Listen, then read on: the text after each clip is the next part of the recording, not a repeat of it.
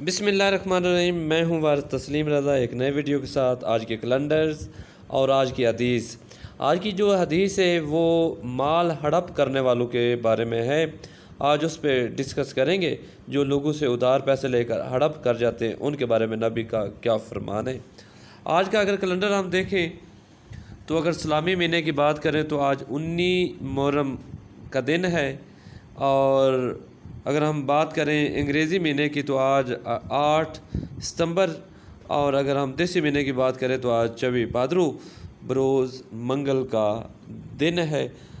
آج جو مال ہڑپ کرنے والے ہیں ان کے بارے میں میرے پیارے آقا حضرت محمد مصطفیٰ صلی اللہ علیہ وسلم کا کیا فرمان ہے، اس بارے میں ڈسکس کرتے ہیں۔ اگر آپ لوگوں نے درود شریف آج نہیں پڑھا تو مہربانی کر کے آپ ایک دفعہ جو ہے وہ سارے مل کے درود شریف پڑھ لیں۔ ہم اپنی جو حدیث ہے اس کی طرف آگے بڑھتے ہیں۔ نبی کریم صلی اللہ علیہ وسلم نے فرمایا، جو کوئی لوگوں کا مال قرض کے طور پر ادا کرنے کی نیت سے لیتا ہے تو اللہ تعالیٰ بھی اس کی طرف سے ادا کرے گا۔ سبحان اللہ۔